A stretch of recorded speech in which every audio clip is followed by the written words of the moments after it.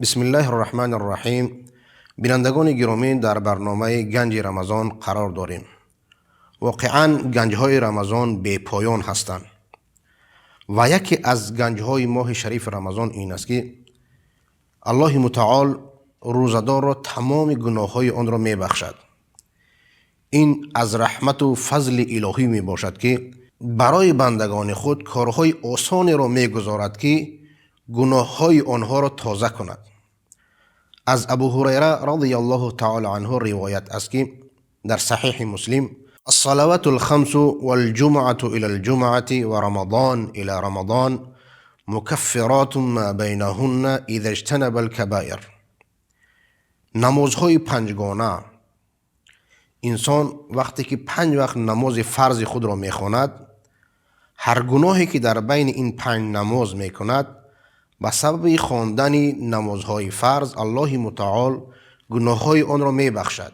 و الجمعة الى الجمعة، و هر گناهی که بین 2 جمعه صورت میگیرد الله متعال به سبب خواندن نماز جمعه گناههای این انسان را میبخشد.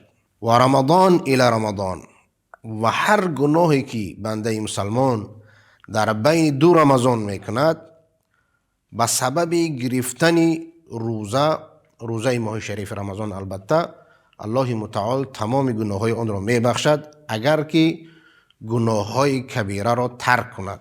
در این حدیث رسول اکرم صلی الله علیه و سلم تأکید میکند که وقتی که مسلمان از گناههای کبیره دور باشد و نمازهای پنجگانه خود را بخواند و نمازهای جمعه را بخواند و ماه شریف رمضان را روزه بگیرد، از تمام گناهها پاک میگردد.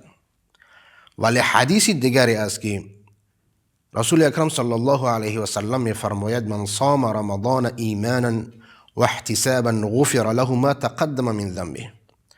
هر کسی که ماه شریف رمضان را روزه بگیرد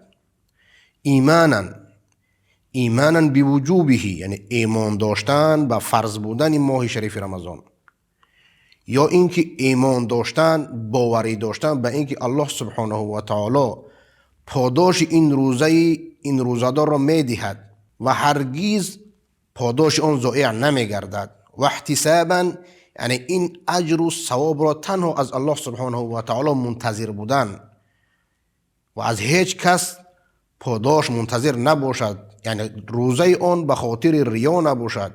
غفر له ما تقدم من ذنبه، تمام گناهایی که کرده بود بخشیده می شود. در این حدیث به طور عام آمده است، یعنی اینجا گناههای کبیره را نگفته است، ولی وقتی که به طور عام آمده است این به مشیت الله سبحانه و تعالی وابسته است. به همین طور باز حدیثی داریم که رسول اکرم صلی الله علیه و سلم میفرماید من قام رمضان ایمانا، هر کسی که نماز قیام بخواند در شبهای رمضان ایمانا و احتسابا، از نگاه ایمان و اخلاص، چنانه که گفتیم تنها به خاطر الله سبحانه و تعالی بخواند و از هیچ کس طمع ثواب نداشته باشد، طمع پاداش نداشته باشد و به خاطر ریا قیام اللیل نخوانده باشد. قیام اللیل همین نماز تراویحی که ما و شما میخوانیم همین را در نظر دارد. هر کسی که هر شبی ماه شریف رمضان نماز تراویح را میخواند به خاطر الله سبحانه و تعالی و به خاطر رضای او، غفر له ما تقدم من ذنبه، تمام گناهایی که کرده بود بخشیده می شوند. اگر نظر کنیم در مورد همین که قام رمضان گفته است، اینجا نگفته است که قام رمضان جماعتا، یعنی که در جماعت خوانده باشد، یعنی که مسئله وسیع است. میتونیم که در خانه هم بخونیم، یا کسی که در خانه شرایط نداره که نماز تراویح برود میتوند که در خانه هم نماز تراویح بخواند، یا اینکه کسی که نمیتواند ختم کردن در ختم اشتراک کردن نمیتواند، همین نمازهایی که تراویحی که سوره‌های کوتاه میخوانند به همین هم قیام اللیل یا اینکه نماز تراویح هم حساب میگردد و طبق همین حدیث رسول اکرم صلی الله علیه و سلم تمام گناههای آن بخشیده می شود.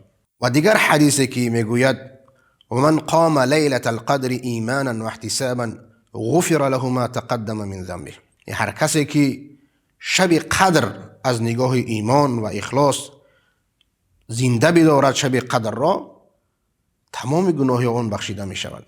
ببینیم این 3 حدیثی که ذکر کردیم، این یک فرصت طلایی برای روزدار است که تمام گناه‌های کرده خود را جبران کند و تمام گناه‌های آن بخشیده شود. بخشیدن تمام گناه‌های انسان این یک نعمت الهی است که تنها به خاطر پیغمبران داده شده است. پیغمبران کسانی هستند که الله متعال تمام گناه‌های آنها را بخشیده است.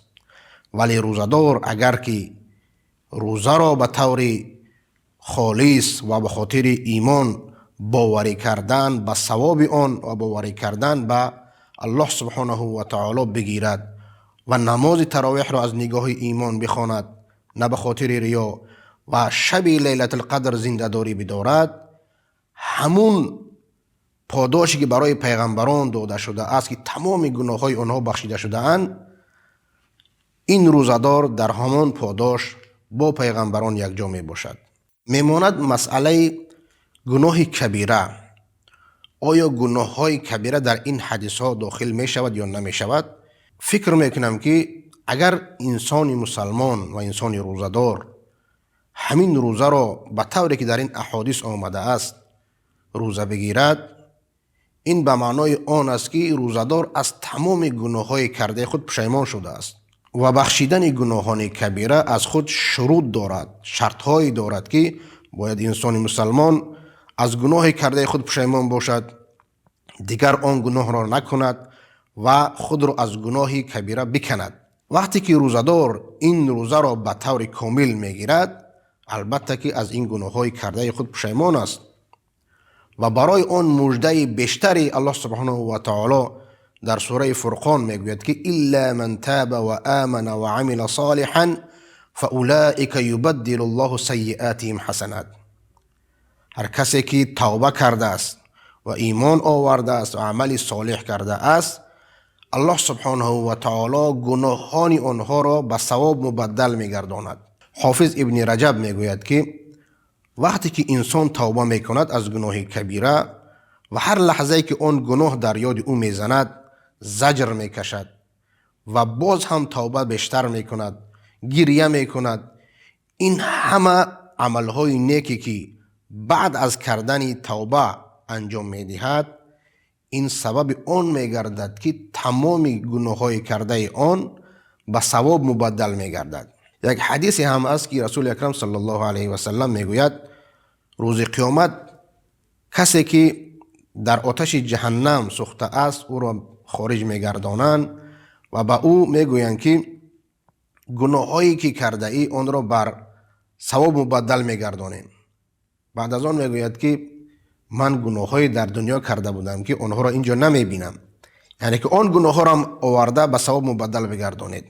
رسول اکرم صلی الله علیه و سلم به اندازه خنده کردند که دندانهای پسین آنها نمایان گشت. الله متعال قادر به این است که گناهایی که انسان کرده است به ثواب مبدل بگرداند اگر که توبه نصوح بکنیم و از تمام گناههای کرده خود پشیمان شویم. و در مورد توبه کنندگان رسول اکرم صلی الله علیه و سلم قصه شخصی را کرده است که در امتهای گذشته گناه زیاد کرده بود، حتی 99 انسان را به قتل رسانده بود. بعد از آن توبه میکند و پیش یک عالم ترین انسانی روی زمین می رود و با او میگوید که من میخواهم که توبه کنم ولی من 99 انسان را به قتل رساندم، آیا الله سبحانه و تعالی توبه من را قبول میکرده باشد؟ این عالم با او میگوید که توبه تو قبول نیست و این عالم را هم میکشد و همگی 100 کس را به قتل میرساند. بعد از آن پیش یک عالم دیگر میرود و به او میگوید که من 100 انسان را به قتل رساندم، آیا الله متعال توبه من را قبول میگرداند یا نه؟ این عالم با او میگوید که البته که الله سبحانه و تعالی توبه شما را قبول میگرداند، ولی باید شما از این سرزمین هجرت کنید به سرزمین دیگری بروید. و این انسان هجرت میکند به سرزمین دیگر میرود، توبه میکند و در راه هنگامی که به سرزمین دیگر می رفت مرگ آن فرا می رسد و ملائکه های عذاب و ملائکه های رحمت نازل می گردند.